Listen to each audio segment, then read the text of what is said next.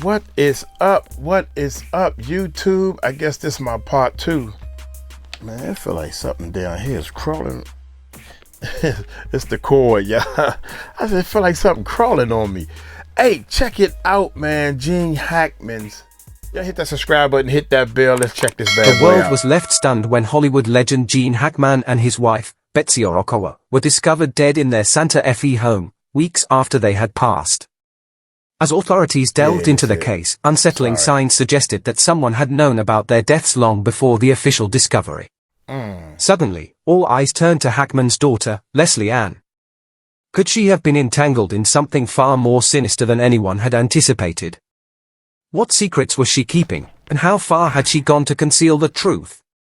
The answers would be more shocking than anyone could have imagined. Inside the house, an eerie silence filled the air. The front door was slightly ajar, and piles of unopened mail sat untouched for weeks. A concerned neighbor, sensing that something was wrong, contacted the authorities for a wellness check. Expecting a routine call, officers arrived at the scene, only to stumble upon something deeply unsettling. Gene Hackman's lifeless body was slumped near the kitchen in a way that defied explanation. His sunglasses lay beside him as if they had just slipped from his hands. I thought I heard, and maybe I was wrong, I thought some type of maintenance man or somebody was coming to do a routine check on the house, or some worker was coming past, and he said he didn't go in the house. He looked through the window, and then he made a phone call. And he called the police, and the police was asking him where's he now. And it was strange because they were saying that he said he couldn't get in the house, but the door was open, or the door was ajar. You know, you gotta say, I'm trying to use the terminology they was using, but that just sounds weird to me. Now they saying that a neighbor called, but he had such a big piece of property. The neighbors don't know what's going on up there. Betsy Orokowa was found in the bathroom, with scattered pills littering the countertop. The water in the sink had long since evaporated, leaving behind a thin film. Yet, there were no signs of forced entry, no blood, and no evidence of a struggle. Two of the couple's dogs were still alive, wandering through the house, while a third had been found dead inside its crate. However, the most chilling detail was the state of the bodies. Their skin had tightened over their bones, and decomposition had slowed, suggesting the early stages of mummification. Investigators concluded that Gene and Betsy had been dead for weeks. The air inside was stagnant, untouched for a long time, and rotting food sat abandoned on the countertops. It was as though time had frozen within the house. One pressing question loomed: how had two people, one a famous Hollywood star, remained undiscovered for so long? The breakthrough came from an unexpected source. Gene Hackman's pacemaker had logged its final activity before shutting down, providing a crucial timestamp. Investigators analyzed the data, and what they uncovered shifted the entire investigation. The pacemaker suggested that Gene had likely died on February 17th. If that was accurate, the house had been lifeless for at least 9 days before authorities arrived. No distress calls had been made. No one had checked in. Nothing seemed out of place. 9 days. Yet, something didn't add up. Why was Betsy in a separate room when Gene collapsed? If she had been alive after his passing, why hadn't she sought help? The slightly open door raised even more suspicion. Had someone entered before the police arrived? Was the door deliberately left that way? Toxicology reports ruled out carbon monoxide poisoning and drug overdose, and with no clear cause of death, the case seemed to reach a standstill. Then, a new revelation changed everything.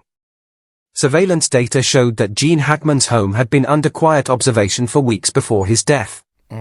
Security cameras had detected unusual movement. Phone records revealed strange activity. GPS tracking displayed irregular patterns. Before law enforcement even arrived, someone had already known what had happened inside the house. Shockingly, all digital evidence traced back to one person, Gene Hackman's daughter. The investigation took a sharp turn. Oh my God, man, I cannot believe, how can a son or daughter hurt your family member like that over money? If you was a good little girl, You would have been getting daddy's money. What have you been doing all this time against daddy's will? I don't understand this part, man. I really don't understand. God, man, y'all do anything these days for money. Her statements did not align with the evidence. She had claimed to have spoken to her father just weeks before his death, yet phone records suggested otherwise. Financial transactions revealed suspicious inconsistencies. The deeper investigators dug, the more troubling the truth became. The mystery was far from over. The investigators looked deeper and found out something even stranger. There was more to this than just his death, it had to do with money. Documents from Gene's estate had been changed before he was found. Before it was even proven that he had died, someone had already tried to get his money. Wow. There was strong proof. Things were going badly with the case. Was Gene Hackman's death really an accident? Is that the daughter? Someone had already tried to get his money. There was strong proof. Is this the daughter? That's his daughter right there? They keep showing these pictures, man. It's not no... I gotta look at this. Things were going badly with the case. Alright. Was Gene Hackman's death really an accident, or was someone planning something sinister long before he was found? When police looked at Gene Hackman's pacemaker data, the case took a big turn. Before going quiet, the device had recorded one last movement. It was clear from the timestamp when everything stopped. Everything changed on that date. Investigators looked for signs of life after that day. They checked his phone records. That gotta be the daughter. No calls.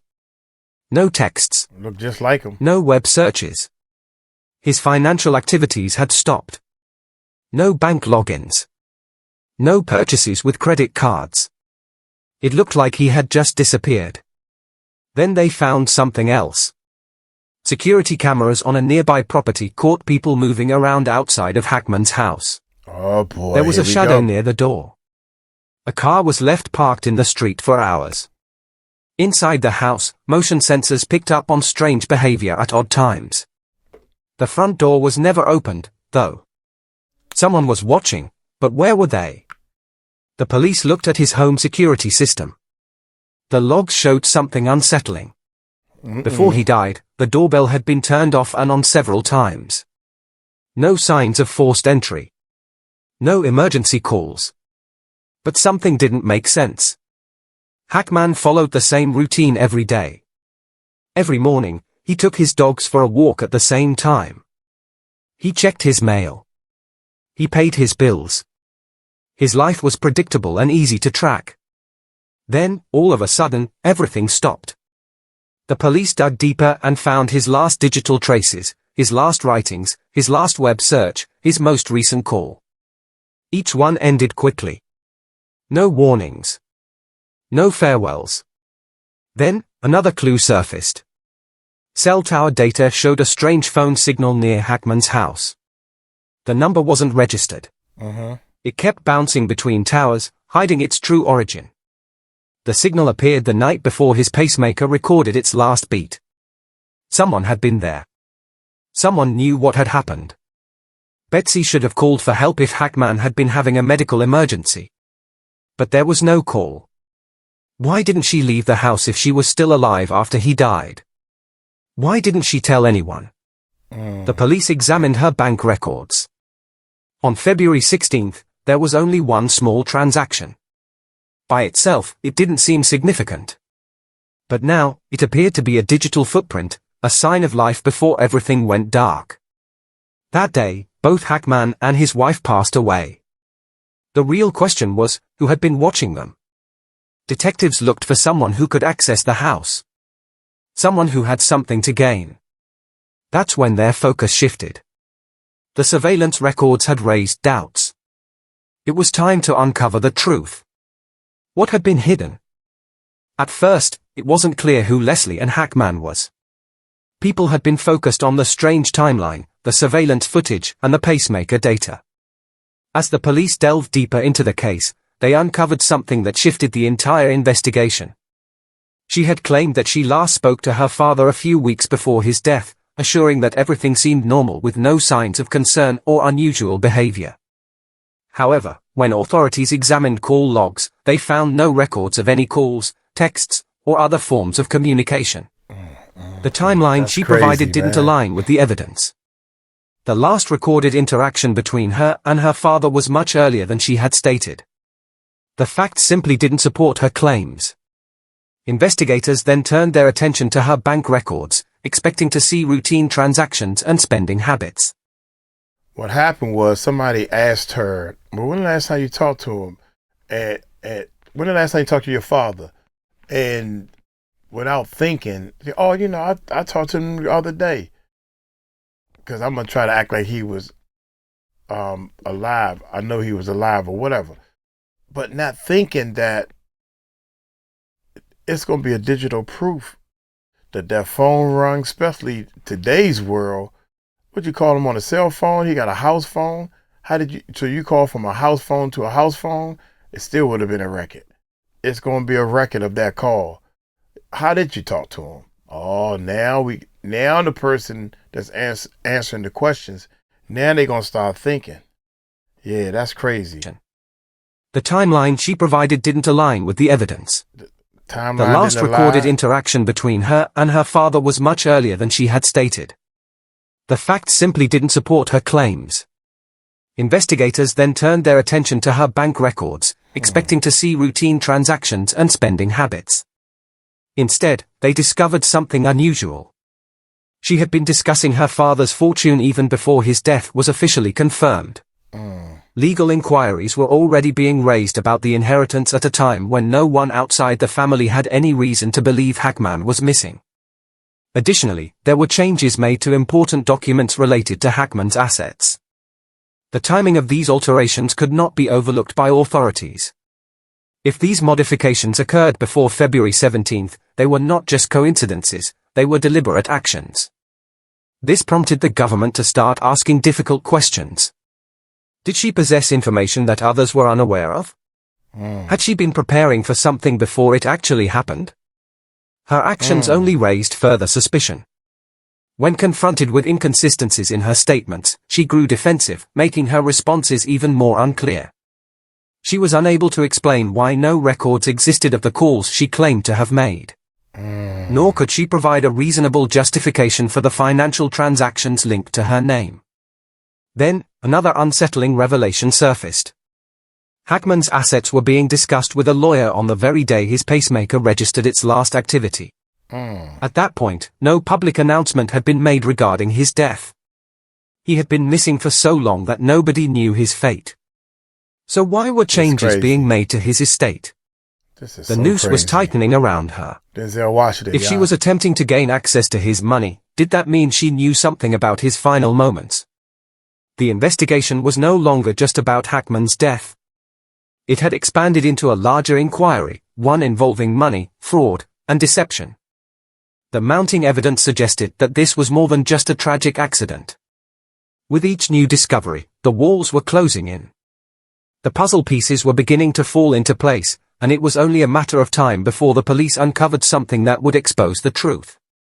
A secret was on the verge of being revealed, one that, once brought to light, could not be undone. When the autopsy results arrived, instead of providing answers, they only deepened the mystery.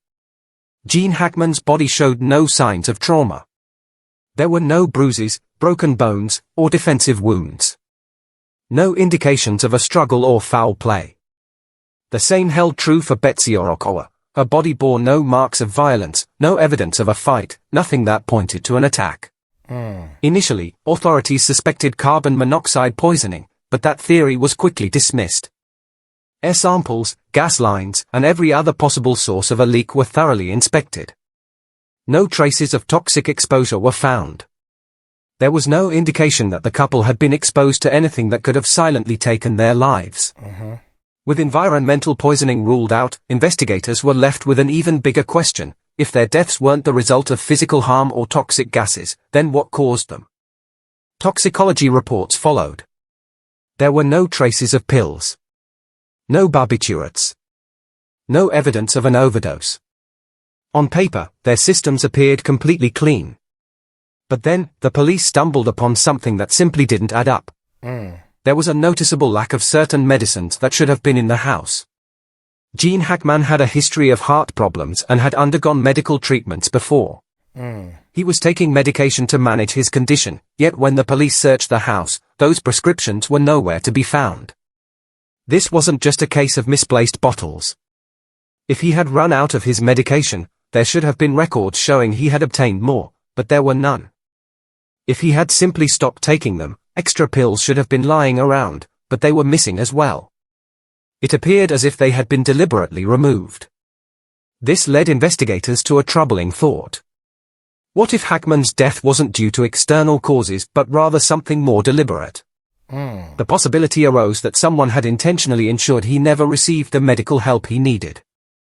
Whether through neglect or direct interference, both could be fatal. The autopsy report suggested that the same outcome could have occurred if someone had withheld his medication, obstructed medical care, or passively allowed his condition to worsen. There were no signs of struggle, no sudden trauma, just a slow, inevitable decline. Authorities then turned their attention to Betsy's untouched pills. If she had been experiencing a medical emergency, why hadn't she taken them? Why hadn't she called for help? Perhaps she was too weak to do so, or perhaps something, or someone, had prevented her.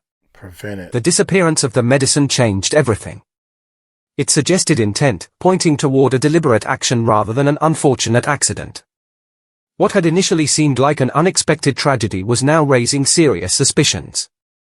The police were no longer investigating just a death, they were considering the possibility of a calculated scheme, one orchestrated by someone with everything to gain.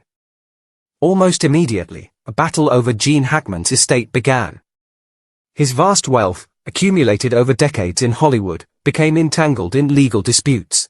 Even before his passing, investigators had uncovered suspicious activity involving his finances. Here it is, finances. But the real shock came when they examined his will. Several pages were missing, and key details had been altered.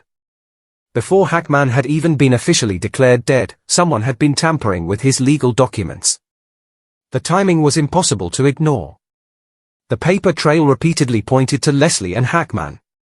For some time before her father's body was discovered, she had been inquiring about his money. Her lawyers admitted she had attempted to modify estate documents, but the issue was that she had no legal right to do so. However, financial records and transactions suggested that someone had been preparing for the transfer of wealth well in advance. Investigators pieced together the timeline. Hackman's will had been reviewed, altered, and sent to an attorney while he was still missing. The question now was whether this was just strategic planning or if Leslie Ann had known her father was already gone. Legal experts had differing views on the changes made to the estate. Some believed they were attempts to secure a larger portion of the inheritance, while others suspected outright fraud. If Leslie Ann had been preparing for her father's passing, what else had she planned for? The legal battle escalated as missing pages, financial discrepancies, and contested inheritance claims surfaced at the worst possible moment. Prosecutors began assembling a case, uncovering a clear financial trail. This was no longer just about estate disputes. It was a story of deception, greed, and the lengths someone might go to in pursuit of wealth. As the case proceeded in court, Leslie Ann Hackman was about to receive a verdict she never anticipated. With the estate battle intensifying, her suspicious actions raised serious concerns. The focus of the investigation had now shifted almost entirely to Leslie Ann Hackman. Too many warning signs had emerged regarding her role in the estate dispute. Determined to uncover the truth, authorities placed her under constant surveillance, monitoring her every move, phone call, email, and financial transaction. What they discovered was deeply unsettling. Her bank records revealed a hidden story. Unusual transaction alerts raised suspicions. Funds had been transferred between different banks, and some withdrawals were made in amounts small enough to avoid detection. These financial movements took place at odd hours, some even occurring before Gene Hackman was officially declared dead. Wow. Investigators examined private emails, uncovering chilling details. Messages exchanged with lawyers suggested something troubling. Leslie Ann had been discussing the estate long before there was any public reason to do so. On paper, her father was still alive, yet she had already begun making inquiries about estate claims, as if she had been preparing for an event she knew was inevitable. Phone records provided further damning evidence. The timeline revealed that she had consulted financial experts, transferred assets, and attempted to fast-track legal proceedings while the public still believed Gene Hackman was alive. Her actions suggested certainty that her father was no longer involved. The most incriminating evidence came from a forensic audit of bank transactions. Large sums of money had quietly been moved into private accounts, some of which were traced to offshore banks, making them difficult to track. It became clear that Leslie Ann had been shifting funds long before she should have had access to them. At this stage, there was no room for speculation. The surveillance footage, financial records, and legal documents all pointed to the same conclusion. This was not the case of a grieving daughter managing her father's affairs, it was a calculated financial scheme. The evidence was undeniable. Surveillance footage, altered legal paperwork, and suspicious bank transactions all pointed to one individual. Even before Gene Hackman had been officially pronounced dead, Leslie Ann had already set her plan into motion. The investigation revealed a pattern of deception, fraud, and interference. Justice had to be served. The police were called. She was arrested, charged, and taken into custody immediately. Prosecutors acted swiftly, presenting a case that unfolded like a meticulously arranged puzzle. Every missing page from the will, premature land claims, and undisclosed transactions fit together, exposing how she had attempted to manipulate the system. It became clear that she had been preparing for her father's death long before it was publicly known. The verdict came quickly. As a consequence, she lost all rights to Gene Hackman's estate. She was convicted on multiple counts of theft, financial fraud, and obstruction of justice. Every dollar, asset, and legal connection to her father was stripped away. Her name was permanently removed from the inheritance. She had gambled everything on a scheme that ultimately crumbled before her eyes. Now, she was left with nothing. No money. No claim to her father's legacy. A complete and final downfall. Yet, even after the sentencing, lingering questions remained. What truly happened in Gene Hackman's final days? Had Leslie Ann simply taken advantage of an opportunity, or was there something even more sinister at play? Though the case had reached its conclusion, the mystery persisted. Some believed that the full truth had yet to be revealed. The secrets surrounding Gene Hackman's last days may never be fully uncovered. What do you think really happened? Share your thoughts in the comments. And don't forget to like, share, and subscribe to Exploration Nexus, and click on the next video popping up on your screen. Man, I'm sitting here. First of all, I cannot believe what it is I'm hearing. That's number one. Gene Hackman's daughter tells sheriff to cremate and bury the dog with stepmom, Betsy. An awkward moment and heartbreaking news in the webcam. And then they show a picture of it and stuff. So I started looking more into this. Oh man, I cannot believe this. In additional clips, February, okay. I cannot believe that. Oh my gracious. I was hoping it was not any straight up foul play. What tripped me out is, oh my God, y'all. What tripped me out is, one of them died. I think the wife died later on that day. So one of them was dead. They in this big house together. And maybe the daughter was over there, and that's why she didn't tell. I don't know, man. I'm trying to put this thing together. It's too many crazy stories going on at one time. So yeah, I'm trying to figure this whole thing out. So Jesus Christ, man. I'm gonna get on up out of here. Y'all take it light, take it slow. Tell them Uncle Mike told you so. Peace out.